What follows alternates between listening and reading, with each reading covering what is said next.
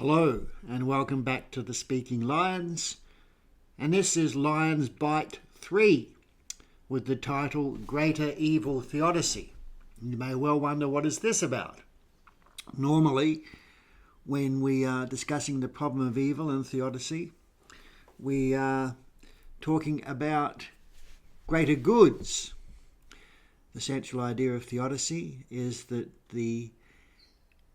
God is justified in creating or permitting the horrendous evils that there are in the world, because these are either the necessary means for, or the unavoidable cost of securing some greater good which justifies those evils.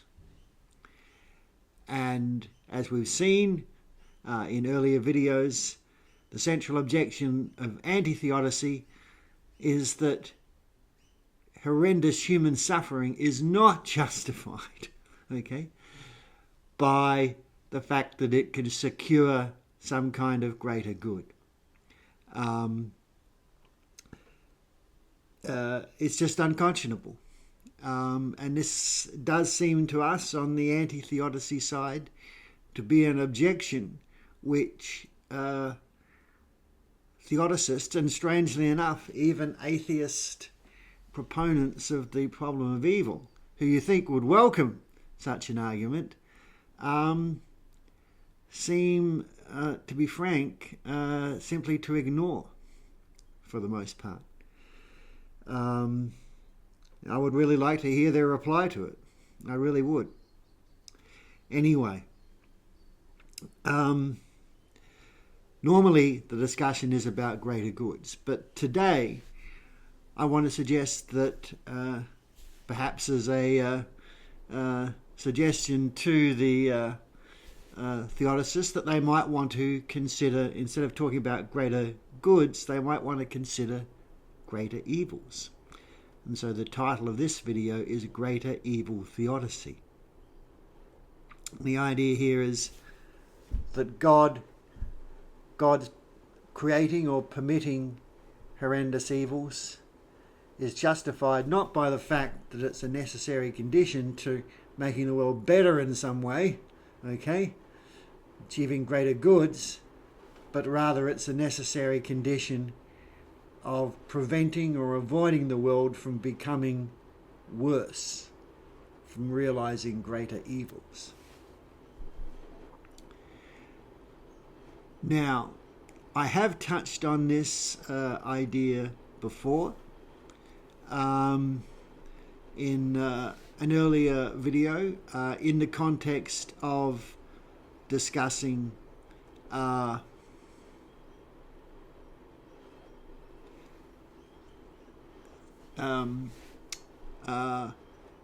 probabilistic, or the evidential, I should say, the evidential problem of evil and skeptical theism. This was in God and Evil 3. Now there, the problem that I identified, which is a problem for skeptical theism in general, whether or not you're focusing on greater goods or on greater evils, the problem is the collapse of our epistemic structures. The skeptical theist just invites us to entertain hypotheses, entertain scenarios which it simply makes no sense to entertain. Scenarios which, were we to entertain them, would see the collapse of our epistemic structures.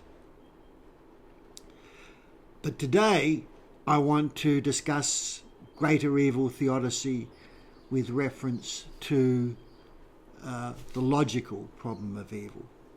And here the situation is different, and you might think, at least at first blush, that it might be more helpful to the theodist, though we're going to see that in fact I don't think it's any help at all.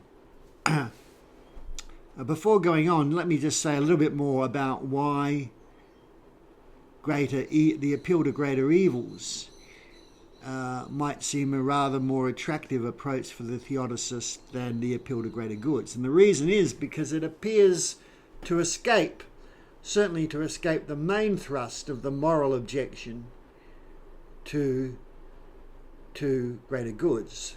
The moral objection, to reiterate, is simply that it is not loving, okay? It is not good, it is not decent, okay, to use horrendous suffering as a means or a cost of making a situation better, okay?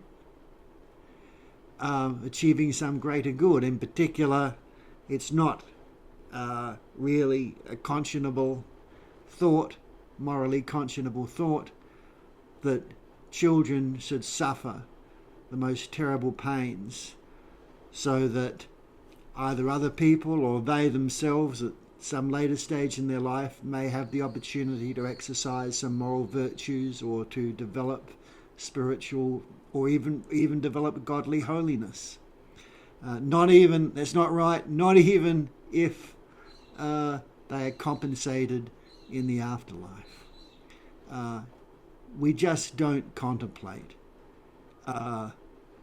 subjecting children. You're outside the seminar room and the theories of theodicy. We just don't contemplate. Any of us who thought that such a suggestion was consciously going to be made about our children, that they've been made to suffer in this way for the achievement of such goods, we would all resolve from it in horror. And we should do so in our philosophizing as well. Okay. But the situation is different if we're talking about escaping a greater good. We might tolerate certain evils reluctantly, okay, but they need to be tolerated in order to avoid things being even worse evils. That's not, it's still a terrible situation, of course, but it's not obviously the offence to the conscience that greater good theodicy is. So there is something to be said on the face of it morally for greater evil theodicy. It doesn't seem obviously to succumb to anti-theodicy's moral objection in the way that greater good theodicy does. When indeed one hopes one is never in the situation, one hopes the human race is not in the situation where one needs to tolerate or even inflict terrible evils in order to avoid worser ones. There, but for the grace of God go I.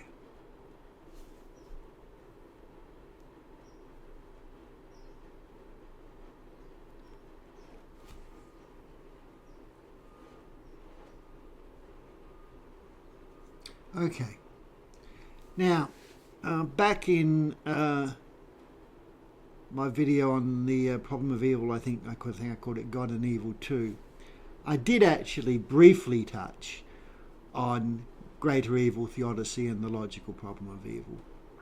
Now, and the point I made there near the end was just that if any created world, and I mean one with sentient and rational beings, any created world with sentient and rational beings, necessarily makes some evils necessary conditions of preventing worse ones. Sorry, let me rephrase that.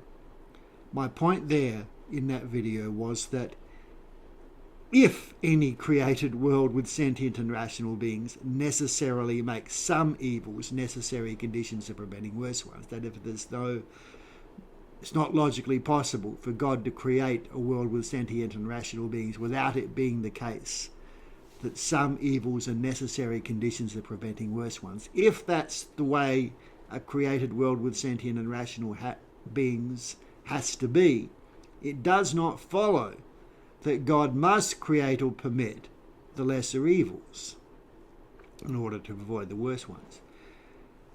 God, after all, being omniscient, would foresee the sort of diabolical structure to such a world, and he would simply create a world of insensate rocks and gases and liquids and perhaps plants, but not sentient and rational beings. Or perhaps he just wouldn't create a world at all. Either way, he would avoid all the evils, greater and lesser.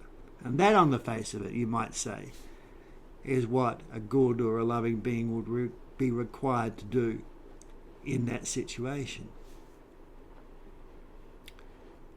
Well, is that an adequate solution? Well,